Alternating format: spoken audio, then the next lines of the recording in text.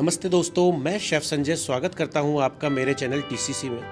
आज आपके साथ एक कराची स्पेशल पराठे की रेसिपी शेयर करने जा रहा हूं, जिसके अंदर मैं आपको बताऊंगा कि सबसे पहले डो कैसे लगाना है। डो लगाने के बाद एक सिंपल और बड़ा ही यूनिक प्रोसेस है, जिसको फॉलो करके हम अपने पराठों के अंदर बहुत सारे लच्छे डेवलप कर सकते हैं, वो आपको बताऊँगा।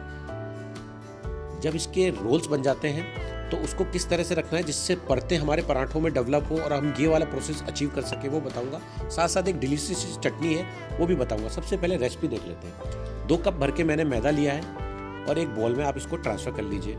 जब आप इसको बॉल में ट्रांसफ़र कर लेंगे तो 1 चम्मच सॉल्ट और 1 चम्मच शुगर डाल के सारी चीज़ों को एक बार अच्छे से मिक्स कर लीजिए। मिक्स करने के बाद उसमें 1 कप पानी हमें ऐड करना है और सारी चीज़ों को एक साथ जोड़ देना है और अच्छे से इसको स्टीयर कर लीजिए। जब आप इसको अच्छे से स्टीयर कर लेंगे तो अब आपको ये स्पैचुला हटा देना है और उंगलियों की सहायता से इस डो को अच्छे से गूंद लेना है। बस डो को लगाते वक्त इन चीज़ों का ध्यान रखना है कि डो को ज़्यादा देर तक रब नहीं करना है, क्योंकि हमें बहुत टफ डो नहीं चाहिए, हमें बिल्कुल सॉफ्ट। आप देखिए उंगलियों से ये कितना सॉफ्ट है। इस तरह का डो हमें पहले चाहिए। हाफ एन आवर का रेस्ट मैं इसको देने जा रहा हूँ। अब जब मैं इसको रेस्ट दे रहा हूँ तब तक हम चटनी देख लेते हैं कैसे बनानी है। इन दिनों वाइट अनियंस अब मार्केट में आने लगे हैं और मुझे वाइट अनियंस बड़े ही अच्छे लगते हैं। जो हम होममेड चटनी बनाते हैं, जो ज़्यादातर इमाम दस्ते में बनती है चटनी, उसका स्वाद मिक्सिंग ग्राइंडर में बनाए हुए चटनी से दुगना होता है, क्योंकि वो स्टोन में पिसी हुई होती है और उसके अंदर जो बनी हुई चटनी होती है उसके अंदर कुछ मोटे मोटे चंक्स होते हैं। जब उसको हम कंज्यूम करते हैं तो वो एक्चुअल फ्लेवर, जैसे कभी टमाटोज, कभी अनियंस, कभी चिली और कभी कोरिएंडर, उसका धीरे धीरे आता है, इसलिए वो ज़्यादा बेहतर लगती है और चटनी के मुकाबले। तो सबसे पहले मैंने 1 अनियन लिया है और 1 टमाटो मैंने इसके अंदर लिया है, उसको मैंने रफली चॉप कर लिया।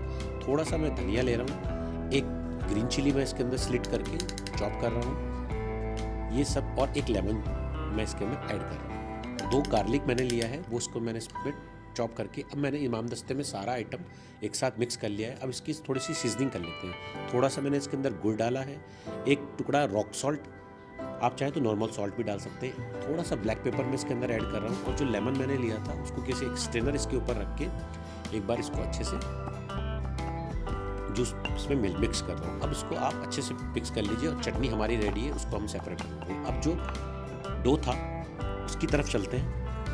सबसे पहले चटनी को आप थोड़ी देर के लिए 1 से 2 मिनट के लिए आप क्रश कर लीजिए, तो आप पाएंगे 1 मिनट बाद आप अपनी चटनी को अचीव कर लेंगे, वही जो सेम कंसिस्टेंसी आपको चाहिए। सबसे पहले एक बॉल के अंदर 100 ग्राम बटर मैंने मेल्ट कर लिया है और उसके अंदर 20 से 30 ग्राम मैंने ऑयल ऐड कर लिया है। अब जो डो हमारा रेस्ट कर रहा था हाफ एन आवर के लिए, वो देखिए, उसको आप देख लीजिए, ये इस तरह का सॉफ्ट डो होता है। अब आप इसको अपने प्लेटफॉर्म पे जहाँ पे आपको इसको रोल करना है वहाँ पे ले आइए और थोड़ा सा फ्लावर डस्ट करके इसके अंदर एक बार इसको हल्की उंगलियों की सहायता से सिलेंड्रिक शेप के अंदर डेवलप कर लीजिए। जब आपका ये सिलेंड्रिक शेप के अंदर ये धीरे धीरे डेवलप होगा तो हमें इसको क्या करना है, इसको पोर्शन में कट करना है। आप एक स्टैंडर्ड मेजर से अपने जितना भी आपने डो लगाया है, सपोज आपने जो सेम डो मैं बता रहा हूँ वो लगाया है, तो 7 से 8 पीस इसके आराम से बन जाते हैं। और आप ये देखिए, एक हथेली पे आप इस डो को रखिए और धीरे धीरे सॉफ्ट राउंड आप सर्किल बनाइए, तो आप देखिए एक सिंपल सा डो इसके अंदर डेवलप हो जाता है। धीरे धीरे आप प्रैक्टिस करेंगे तो बड़ा आपको आसानी होगी। सारे डो को मैंने एक बार रोल करके रख लिया है और इसको अब हमें 10 मिनट का रेस्ट देना है। जब आप इसको 10 मिनट का रेस्ट दे दें तो एक एप्रन मान लीजिए, क्योंकि अब डस्ट आपके कपड़ों तक आएगी। एप्रन मारने के बाद अब इसको रोल करना हम शुरू करते हैं। रोल करने के लिए वही बेसिक जो आप घर में पराठे बनाते हैं, लच्छे पराठे बनाते हैं, उसी तरह से आपको करना है। पर जो मेन प्रोसेस है वो मैं आपको बताऊंगा, उसको थोड़ा ध्यान में रखते हुए आपको रेसिपी को देखना है। तो आप इसको बेलते रहिए। जब आप इसको बेलेंगे तो धीरे धीरे करके आप पाएंगे कि ये एक तो बहुत सॉफ्ट डो होता है, नॉर्मल डो के मुकाबले ये थोड़ा डेडिकेट होता है डो। तो इसको सॉफ्ट हाथ से एक बार बेल लीजिए। फिर ये देखिए उंगलियों की सहायता से आपको धीरे धीरे करके इसको हिट करते हुए चलना है। एक 1 सेकंड 3rd 4th फोल्ड करते हुए चलना है, जैसे हम क्लॉथ को फोल्ड करते हैं, टॉवल को फोल्ड करते हैं, इस तरह से। ये देखिए, इस तरह से आपको फोल्ड करना है, तो आप पाएंगे पर्दे की तरह ये सॉफ्ट हो जाएगा। बस आप इसको उंगलियों की सहायता से इस तरह से प्रेस करते हुए चलिए और आगे इसको बेलते हुए चलिए। अब आप देखेंगे कि जिस तरह से मैं बेल रहा हूँ उसी तरह से आपको धीरे धीरे करके सारे डो को बेलते हुए चलना है। जहाँ पे कॉर्नर टाइट होंगे या मोटे होंगे वहाँ पे आपको थोड़ा बेल लेना है। अब मेरे पास ये कटर है, इसकी सहायता में से इसको कट कर रहा हूँ। आप चाहें तो नाइफ़ की सहायता से भी इसको आराम से और थिन स्लाइस के अंदर बेल सकते हैं। आप चाहें तो बटर इसमें पहले भी अप्लाई कर सकते हैं और एक बार आप इसको कट कर लें अच्छे से, तो भी आप किसी ब्रश की सहायता से बटर इसके अंदर अप्लाई कर सकते हैं। इसका मेन प्रोसेस यही है कि थिन इसको एक बार बेल दीजिए और इस तरह से जब ये पतले पतले थिन स्लाइस इसके अंदर कट जाए तो इसके ऊपर बटर अप्लाई कर लीजिए। और ये बटर जब थोड़ी देर के लिए रेस्ट करते हैं तो ये परतों के अंदर खुल जाता है। तो आप ये देखिए इस तरह से धीरे धीरे आप अपनी उंगलियों की सहायता से इसको, अब ये देखिए कितनी सारी ये इसके बेस बन गए हैं थिन थिन। बस इसको दोनों उंगलियों की सहायता से दोनों हाथों से एक बार खींच के थोड़ा सा लंबा कर लीजिए। बस यही सही प्रोसेस है। इसी को फॉलो करके आप इसको इस तरह से टर्न करते जाइए और धीरे धीरे धीरे आप देखेंगे ये डो आपका खिंचता है, स्टिच ही हो जाता है, इसमें स्ट्रेच आ जाता है। बस ये देखिए ये डो ऐसे बन गया। बस यही आसान तरीका है, सेम यही प्रोसेस करते हुए आपको चलना है। एक बार आप इसको बेल लीजिए और जैसे आप कपड़े फोल्ड करते हैं इस तरह से फोल्ड कर लीजिए।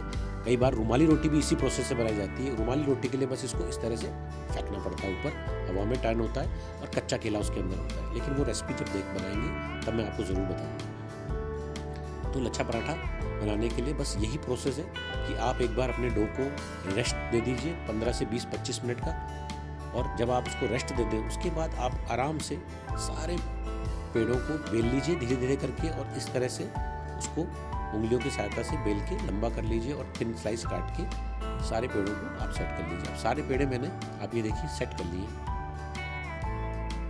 बस अब इसको हाफ एन आवर का रेस्ट हमें और देना है।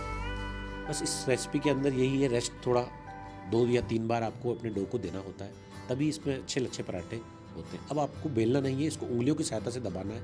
मिडिल का हिस्सा जो है उसको थोड़ा अच्छे से प्रेस करना है, वरना वहाँ से मोटा रह जाता है। इसका आप थोड़ा सा ध्यान दें।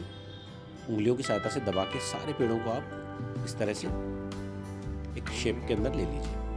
अब आपको क्या करना है, एक पैन के अंदर नॉर्मल हीट करनी है। आप चाहें तो 2 पराठे से स्टार्ट कीजिए, आप चाहें तो 3 पराठे भी इसके अंदर ऐड कर सकते हैं। जैसे आप इसमें ट्रांसफ़र करेंगे तो नीचे हल्का सा आप बटर या घी ऐड कर लीजिए और उसको धीरे धीरे करके आप स्लो फ्लेम के अंदर स्टार्टिंग से ही आपको इसको पहले ड्राई नहीं रखना है। स्टार्टिंग से ही आपको इसके अंदर ऑयल या घी की अप्लाई करते हुए चलना है।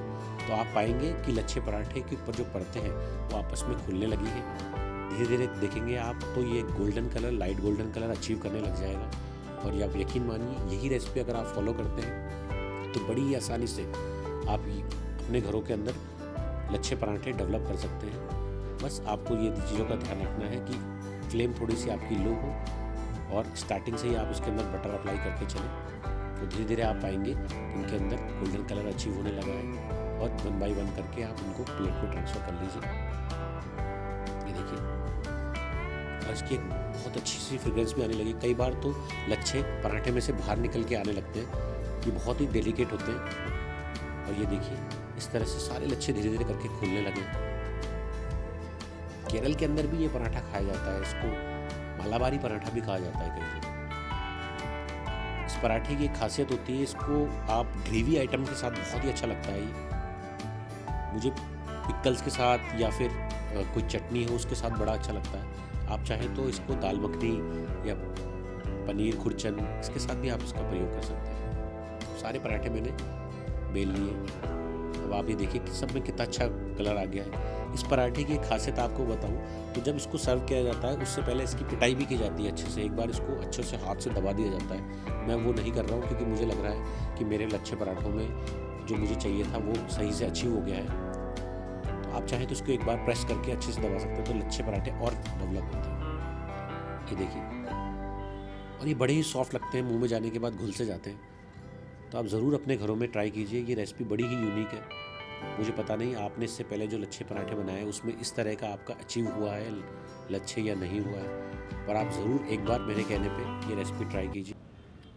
मेरी ये जो कराची स्पेशल रेसिपी है इसके अंदर सबसे बड़ी खासियत जो हमने बनाया उस पर हमें बस अपने डो का ध्यान रखना है, सही तरह से फोल्ड करना है, बेलते वक्त बटर अप्लाई करना है, और जब आप इसको बेलने और जब इसको आप सेकने जाएं तो उस वक्त स्टार्टिंग से ही हमें घी और बटर का प्रयोग करते हुए चलना है। और आप बड़ी आसानी से ये वाले लच्छे अपने पराठे के अंदर अचीव कर लेंगे। बड़ी ही आसानी से बनने वाली मेरी ये रेसिपी आपका दिल जीतने वाली है, और रेसिपी वही है जो आपका दिल जीत ले।